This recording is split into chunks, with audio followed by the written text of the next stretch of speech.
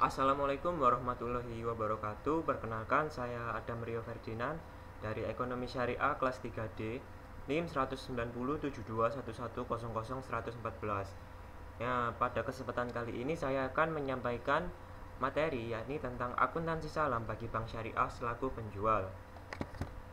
Sebelum membahas materi lebih dalam, sebelumnya perlu diketahui bahwa akad salam atau yang biasa juga dikenal dengan bai'ah salam merupakan suatu metode yang digunakan dalam perbankan syariah, yakni pembelian suatu barang yang disebutkan sifat-sifatnya dengan jelas dan detail, yang dalam transaksinya pembeli melakukan pembayaran dilunasi di muka sesuai dengan harga pesanan yang telah disepakati, sedangkan penyerahan barang tersebut diserahkan di kemudian hari. Barang yang digunakan dalam transaksi ini tentunya memiliki harga dan spesifikasi tersendiri yang harus disepakati oleh pihak pembeli dan pihak penjual saat melakukan transaksi akad. Akad salam sendiri lebih sering digunakan untuk memfasilitasi suatu pembelian barang yang lebih dominan ke hasil pertanian, di mana hasil pertanian memerlukan waktu untuk memproduksinya. Tahapannya bisa dimulai dengan pemesanan, proses produksi, serta penangguhan pengiriman. Untuk meminimalisir resiko dan menghindari dari hal-hal yang tidak diinginkan terjadi, pihak pembeli diperbolehkan meminta jaminan dari penjual. Praktik akad salam dalam bank syariah terbagi menjadi 3. Salah satunya yakni bank bertindak selaku penjual yang memiliki standar pengoperasian baku dalam PSAK atau Pernyataan Standar Akuntansi Keuangan nomor 103. Lalu, konsep bank syariah selaku penjual. Konsep bank syariah selaku penjual yang pertama di sini ada pesan barang akad, di mana pembeli melakukan pemesanan atas barang yang ingin dipesan ke bank syariah dan mensepakati akad transaksi tersebut. Lalu yang kedua ada penerimaan modal dalam kas. Pada tahapan ini, pembeli menyerahkan uang atau modal sesuai dengan kesepakatan saat melakukan akad ke bank syariah, dan bank syariah menerima uang tersebut sebagai modal salam kas. Lalu tahap yang ketiga ada penyerahan barang pesanan.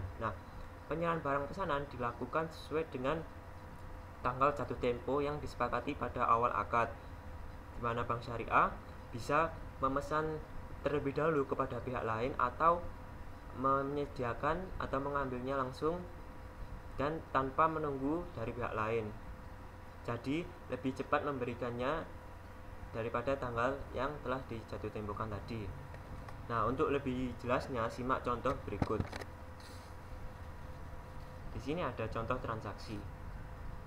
Pada tanggal 18 Juni 2020, Bank Syariah selaku penjual memperoleh kepercayaan dari PT Rio Tani untuk melakukan pembelian tepung terigu dengan data-data sebagai berikut, yakni nama barang tepung terigu dengan jenis barang kualitas A, yaitu kualitas kering gudang, dengan kuantitas atau sebanyak 120 ton dengan harga 120 juta rupiah untuk setiap 1 juta rupiah per tonnya, dengan jangka waktu penyerahan 6 bulan dengan syarat pembayaran lunas saat tanda tangan perjanjian akad. Pada tanggal 20 Juli 2020, Bank Syariah dapat memenuhi kewajibannya untuk menyerahkan barang yang dipesan oleh PT Rio Tani, yaitu 120 ton tepung terigu kualitas A. Dalam penerimaan modal di akad salam bisa mengutip dari standar pengoperasian di PSAK 103 tentang segala transaksi dalam akuntansi salam yang mengatur, yakni yang pertama, pada saat mensepakati akad salam yang digunakan, pembeli disyaratkan untuk sudah lunas membayar produk salam yang dipesan, di mana pengakuan kewajiban salam harus diakui ketika pihak penjual menerima modal usaha salam sebesar modal usaha yang diterima, di mana modal usaha tersebut disajikan sebagai kewajiban dalam salam. Lalu yang kedua, pengukuran kewajiban salam, di mana modal usaha yang diterima dapat berupa yakni kas dan aset non-kas. Jikalau modal usaha yang diterima dalam bentuk aset kas, maka diukur sebesar jumlah yang diterima. Namun, jikalau modal usaha yang diterima berupa atau dalam bentuk aset non-kas, maka diukur sebagai nilai wajar. Lalu, seperti yang telah digambarkan pada contoh, bahwasannya pada tanggal 18 Juni telah dilakukan penerimaan dana dari PT Rio Tani, lalu dilakukan penjurnalan Bank Syariah sebagai berikut. Ini pada tanggal 18 bulan 6 tahun 2020 masuk kas atau rekening PT Rio Tani di debit sebesar 120 juta rupiah dan hutang salam di kredit sebesar 120 juta rupiah. Di mana dalam transaksi salam yang sedang terjadi saat ini, salam memiliki kewajiban dengan yakni jumlah barang dengan spesifikasi yang telah disepakati kedua belah pihak, di mana dalam pembukuannya yang dilakukan diadministrasikan nilai rupiahnya, dan kewajiban salam ini tidak ada keterkaitannya dengan dipenuhinya pesanan dari petani atau tidak.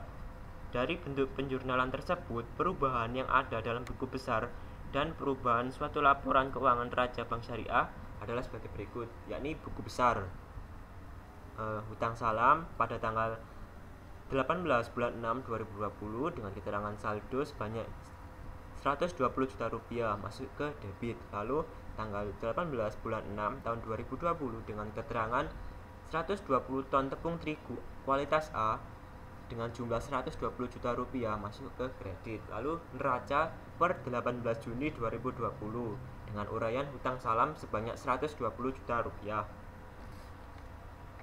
Lalu, guna terpenuhinya kebutuhan barang yang telah dipesan oleh PT Rio Tani, Bank Syariah dapat memperolehnya dengan memproduksi barang pesanan tersebut dengan sendirinya ataupun memesan kepada pihak lain.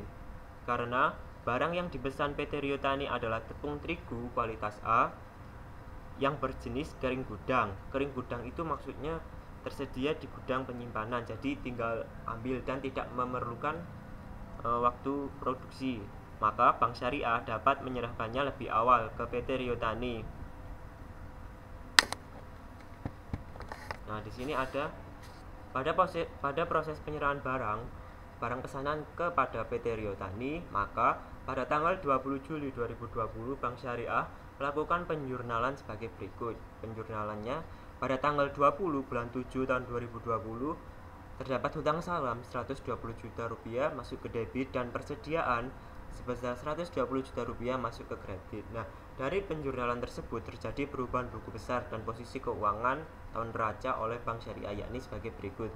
Buku besar hutang salam pada tanggal 20 bulan 7 tahun 2020 dengan keterangan 120 ton tepung terigu sebesar 120 juta rupiah dengan saldo 0 masuk ke debit. Lalu pada tanggal 18 bulan 6 tahun 2020 dengan keterangan 120 ton tepung terigu kualitas A dengan jumlah 120 juta rupiah masuk ke kredit.